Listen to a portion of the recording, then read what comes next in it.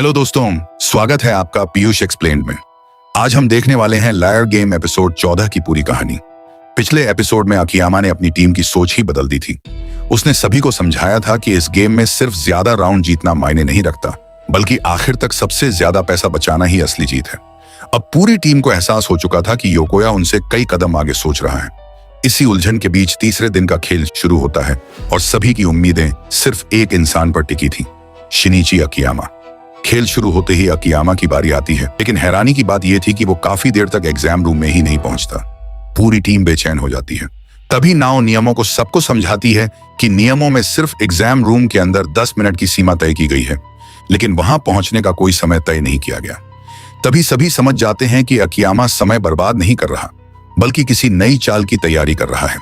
कुछ देर बाद अकियामा आराम से एग्जाम रूम में पहुंचता है और बिना कुछ बोले सिर्फ पास कह देता है। सामने बैठा इंस्पेक्टर तुरंत शक करते हुए एक 100 मिलियन येन पर डाउट घोषित कर देता है, लेकिन जैसे ही सूटकेस खोला जाता है, हर कोई हैरान रह जाता है। सूटकेस पूरी तरह खाली था। इंस्पेक्टर का फैसला गलत साबित होता है और नियमों के मुताबिक डे कंट्री को सीधे 50 मिलियन येन का फायदा मिल जाता है। पूरी टीम खुशी मनाने लगती है, लेकिन फुकुनागा समझ नहीं पाता कि आखिर खाली सूटकेस भेजने से फायदा क्या हुआ। तभी अकियामा सबको बताता है कि वो देर से इसलिए आया था क्योंकि वो एटीएम और गेम के नियमों पर कई तरीके इस्तेमाल कर रहा था। सबसे पहले उसने पता लगाया कि एटीएम से निकाले गए पैसे दोबारा उसी अकाउंट में जमा भी किए जा सकते हैं। यह सुनकर पूरी टीम चौंक जाती है, क्योंकि अब तक किसी ने इस संभावना के बारे में सोचा ही नहीं था। लेकिन असली खुलासा इसके बाद होता है। अकियामा बताता है कि इस कार्ड से सिर्फ 100 मिलियन येन ही नहीं निकाले जा सकते, बल्कि अगर अकाउंट में बैलेंस मौजूद हो तो उसी कार्ड से बार बार पैसे निकाले जा सकते हैं। उसने खुद एक ही कार्ड से 200 मिलियन येन निकालकर कंफर्म किया था। इसके बाद अकियामा एक और अहम बात बताता है। इस गेम में सिर्फ कार्ड का मालिक ही नहीं, बल्कि कोई भी खिलाड़ी किसी का भी एटीएम कार्ड इस्तेमाल कर सकता है। उसने खुद नाओ का कार्ड लेकर पैसे निकाले थे और अधिकारियों ने साफ कहा कि ये नियमों के खिलाफ नहीं है। फर्क सिर्फ इतना होगा कि गेम खत्म होने के बाद पैसा उसी खिलाड़ी के खाते में जाएगा जिसके नाम का कार्ड होगा। अब पूरी टीम को समझ आने लगता है कि इस गेम का असली राज सिर्फ पैसों में नहीं, बल्कि एटीएम कार्ड के नियमों में छिपा है। फिर अकियामा अपना आखिरी तरीका बताता है। उसने जानबूझकर अपना एटीएम कार्ड तोड़ दिया था ताकि पता चल सके कि ऐसी स्थिति में क्या होगा। अधिकारियों ने नया कार्ड जारी कर दिया और बताया कि कार्ड खराब होने पर उसे बदला जा सकता है, लेकिन अगर कार्ड खो जाए तो नया कार्ड कभी नहीं मिलेगा। यानी इस पूरे गेम में सबसे कीमती चीज पैसा नहीं, बल्कि एटीएम कार्ड था। अब पूरी टीम समझ चुकी थी कि अकियामा सिर्फ गेम नहीं खेल रहा था, बल्कि उसके हर नियम की सबसे छोटी कमजोरी भी खोज चुका था। लेकिन सबसे बड़ा सवाल अभी भी वही था, आखिर अकियामा ने यह सब पता क्यों लगाया? अकियामा सबकी तरफ देखते हुए कहता है कि इन सभी तरीके के बाद उसे योकोया को हराने का एक तरीका मिल गया है। यह सुनते ही पूरी टीम एक्साइटेड हो जाती है और उससे तुरंत अपनी स्ट्रेटेजी बताने की जिद करने लगती है। लेकिन अकियामा शांत रहते हुए कहता है कि अभी उनकी स्ट्रेटेजी का सबसे जरूरी हिस्सा उनके पास नहीं है। उन्हें नाइट कंट्री से एक ऐसे खिलाड़ी की जरूरत है जो योकोया के खिलाफ जाकर उनकी मदद करे, यानी एक गद्दार। यह सुनते ही सभी हैरान रह जाते हैं। फुकुनागा को यकीन नहीं होता कि योकोया की टीम का कोई खिलाड़ी उसे धोखा देगा, लेकिन अकियामा समझाता है कि योकोया अपनी टीम पर भरोसे से नहीं, बल्कि डर के दम पर राज करता है, और जहां लोग डर से साथ रहते हैं वहां सही मौका मिलते ही बगावत भी होती है। तभी अकियामा बताता है कि उसने नाओ को हर राउंड में सामने वाले खिलाड़ियों से नॉर्मल बातें करने के लिए कहा था।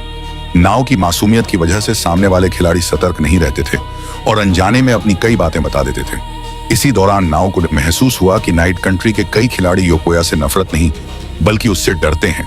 यही बात अकियामा के लिए सबसे बड़ा संकेत थी कि उनकी टीम में कोई ना कोई गद्दार जरूर मिलेगा। इसके बाद अकियामा अपनी असली स्ट्रेटेजी बताता है। वो समझाता है कि इस समय डे कंट्री के नाम का लगभग 2.3 बिलियन येन नाइट कंट्री के एटीएम में पड़ा है।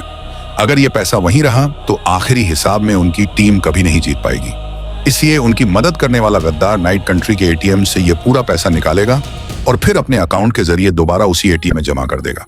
इससे डे कंट्री का बैलेंस लगभग खत्म हो जाएगा और उनकी जीत की संभावना कई गुना बढ़ जाएगी।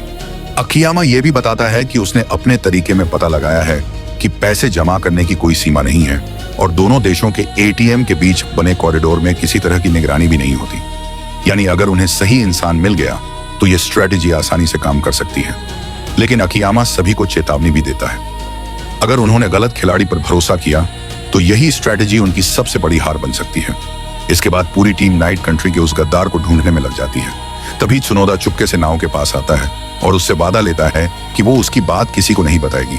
फिर वो पूछता है कि क्या अकियामा ने अपनी नई स्ट्रैटेजी बता दी है। नाओ अपनी आदत के मुताबिक बिना कुछ छिपाए पूरी स्ट्रैटेजी बता देती है। ये सुनकर एदा मुस्कुराता है और कहता है कि अकियामा की जानकारी अधूरी है, क्योंकि नाइट कंट्री के एटीएम में 2.3 बिलियन नहीं बल्कि 2.9 बिलियन येन मौजूद हैं।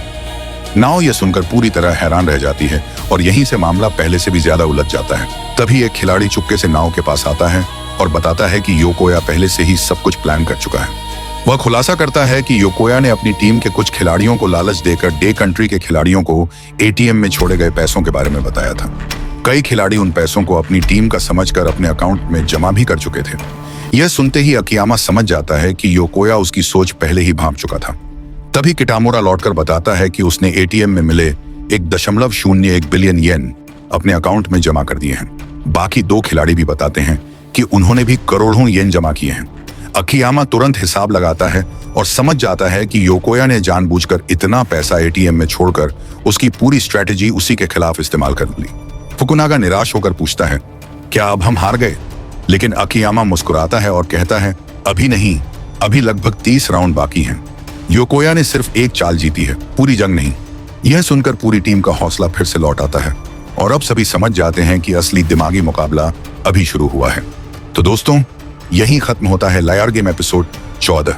अगर वीडियो पसंद आया हो तो लाइक करें, शेयर करें और ऐसे ही शानदार एनीमे एक्सप्लेन वीडियो देखने के लिए पीयूष एक्सप्लेनर को सब्सक्राइब करना बिल्कुल मत भूलिए। मिलते हैं अगली वीडियो में।